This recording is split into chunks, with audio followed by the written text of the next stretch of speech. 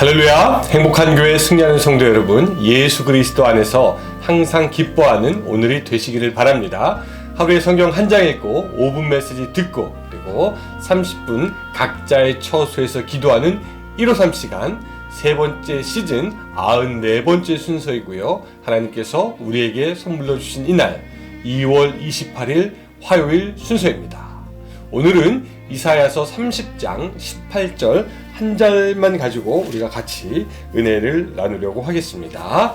30장 18절의 말씀입니다. 그러나 여호와께서 기다리시리니 이는 너희에게 은혜를 베풀려 하시며 일어나시리니 이는 너희를 긍휼히 여기려 하심이라. 대저 여호와는 정의의 하나님이시라. 그를 기다리는 자마다 복이 있도다. 아멘.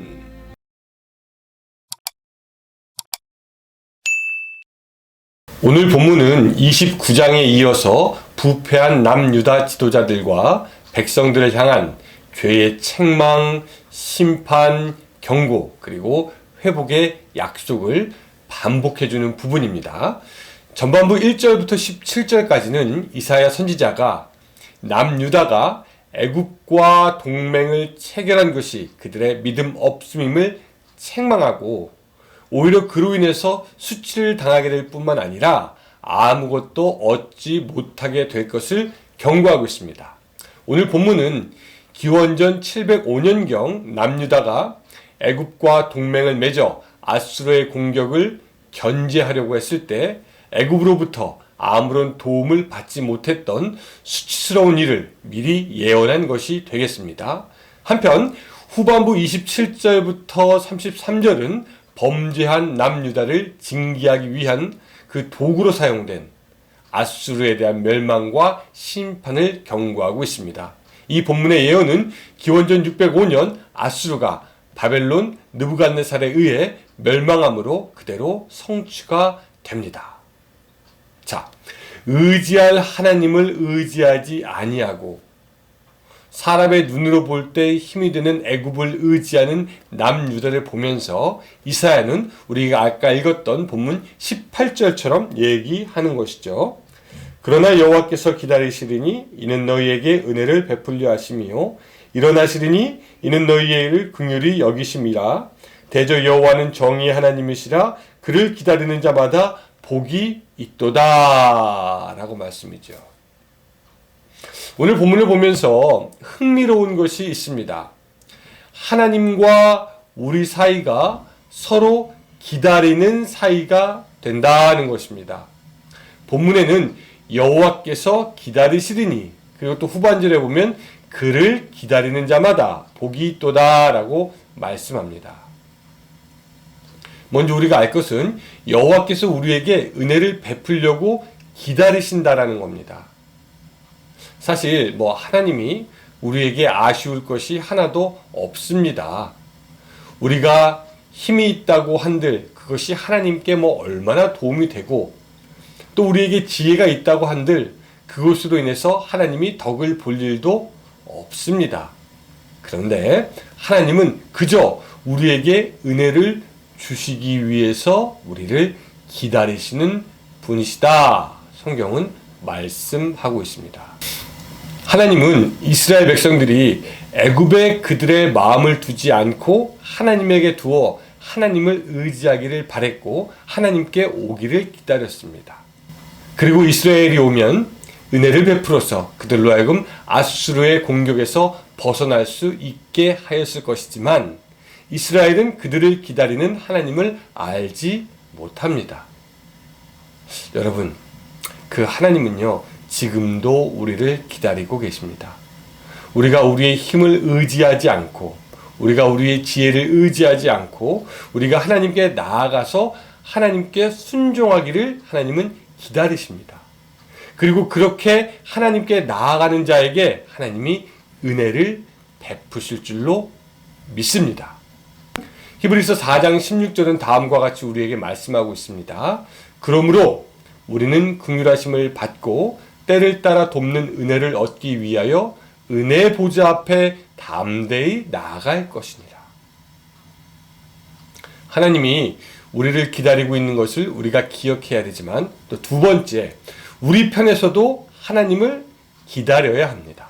오늘 본문은 그를 기다리는 자마다 복이 있도다 라고 말씀하고 있죠.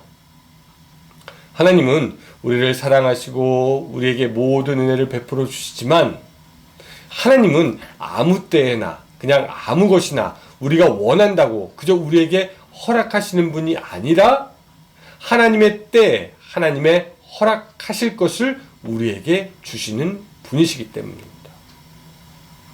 여러분, 그래서 우리는 기다리려고 하는 믿음의 자세가 있어야 합니다. 이스라엘도 어쩌면 하나님을 기다리려고 했을지도 모릅니다. 그러나 전쟁의 위협이 거세지면서 또 시간이 지나면서 마음이 다급해졌을 수도 있고요. 걱정이 더해졌을 수도 있고요. 그래서 그냥 하나님을 기다리는 것보다 그냥 내 눈앞에서 내가 할 수 있는, 내가 해결할 수 있는 그냥 그 무엇을 하는 것이 좋겠다라고 결론을 내버리고 애굽과 결탁을 하게 된 것이지요.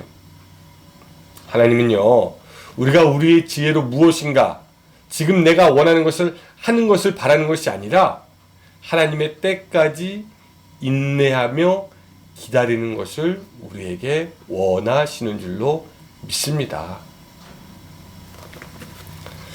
오늘 보면서 멀리 떨어져 지내는 연인들이 생각이 납니다.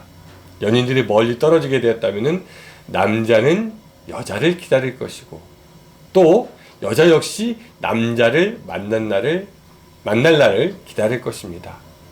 남자가 여자를 기다리지 못해서 외롭다고 다른 여자를 만나면은요, 그 관계는 파괴가 될 것이고, 반대로 여자가 남자를 기다리지 못해서 다른 남자에게 간다. 그때도 관계가 파괴가 될 것입니다. 서로 기다릴 때 그 만남은 의미가 있게 되고 그 커플들은 계속해서 갈 수 있게 되는 거죠. 신랑 되신 우리 예수님, 또 아버지 되신 하나님과 우리와의 관계도 마찬가지일 것입니다. 하나님은요, 우리를 계속해서 기다리실 것입니다. 마치 탕자의 아버지가 탕자를 계속해서 기다렸던 것처럼 말입니다. 이것이 바로 우리 아버지 하나님의 사랑입니다. 그렇다면은 이제 우리가 할 일은 무엇입니까? 이제 우리가 할 일이 있다면 그것은 하나님을 기다리는 것입니다.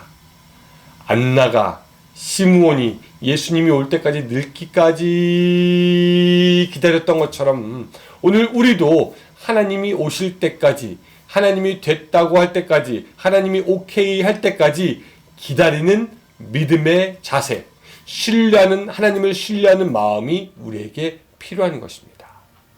오늘 본문은요, 우리에게 두 가지를 가르쳐 주고 있습니다. 두 가지의 기다림 말이죠. 하나는 아버지 하나님이 우리를 기다리는 것, 또 우리가 하나님의 은혜를 기다려야 하는 것.